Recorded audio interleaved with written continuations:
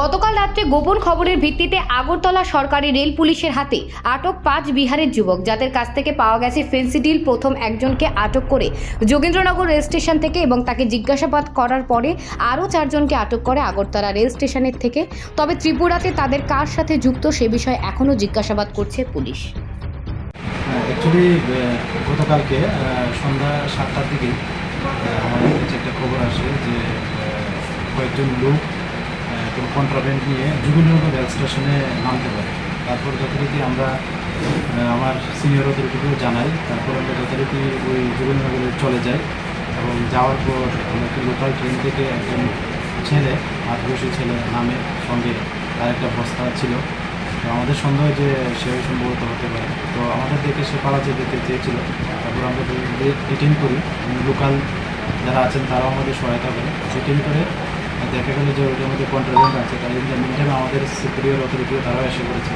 তারপর ওইখানে ওই বস্তাটাতে সার্চ করে দেখলাম যে 160 বোতল লেসকপ, যার বডি পিন মানে আনুমানিক 200 টাকার মতো। এটা অ্যাজ পার বডি পিন অনুযায়ী 32,000 টাকার মতো যায়, কিন্তু এগুলি অ্যাকচুয়ালি ব্ল্যাক মার্কেটে প্রায় পার বোতল 500 টাকা করে বিক্রি হয়। তো এই সময়তে প্রায় 80-85,000 টাকার মতো হয়। তো তারপর তাকে জিজ্ঞাসাবাদ করে জানতে পারি যে তাদের সঙ্গে আরও আছে, আগরতলা রেল স্টেশনে তার জন্য অপেক্ষা করছে। সে সবাইকে চেনে। তারপর যথারীতি আমরা তৎক্ষণাৎ তাকে নিয়ে আমরা আগরতলা রেল স্টেশনে এসে পড়ি এবং ওকে নিয়ে আমরা সার্চ করতে থাকি। এবং যেমাত্র আমরা আগরতলা রেল স্টেশনের ঠিক মেন গেটের সামনে বেরোনোর সময় কিছু যুবক আমাদের থেকে পালাতে যেতে চেয়েছিল। তারপর আমরা তাদেরকে আমাদের সাবজেন্ট স্টাফ এবং লোকাল অনেকজনকে ডেকে রাতেরবেলা তাদেরকে ডিটেইন করি এবং সব আইডেন্টিফাই হয় এবং তারা অস্বীকার করেছে তারা ওদের সঙ্গে ছিল এবং তারা ওই সময়তেই সব মিলিত হয়ে এই কন্ট্রাব্যান্ডটা এনেছিল এবং তারা বিভিন্ন জায়গা থেকে ওটা ডিস্ট্রিবিউট করবে এটা তারা স্বীকার করে। কোথায় থেকে আনছিল এটা? তারা তো অ্যাকচুয়ালি বর্ধমান, বিহার থেকে এসেছিল। তো তারা তো একটা বর্ধমান থেকে নিয়েছে।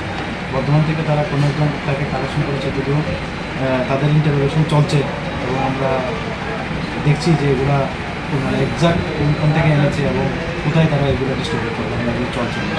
ওদের বাড়ি কোথায়? ওদের প্রত্যেকের বাড়ি বিহারে। বিহারে কতজন টোটাল? টোটাল আছে 5 জন। 5 জনের বাড়ি বিহার? 5 জনের মানে ত্রিপুরাতে কেউ নেই? এমনি মানে তাদের সঙ্গে কি ত্রিপুরার কেউ যোগসূত্র আছে কি কিছু? এর জন্য আমরা আজকে কোর্টে মামলা আদালতে পাঠাচ্ছি। আমরা পুলিশ মামলা আমরা দেখি, অবশ্যই আমরা কিছু আশা করি যে পিছনে বা আগে কে থাকতে পারে আমরা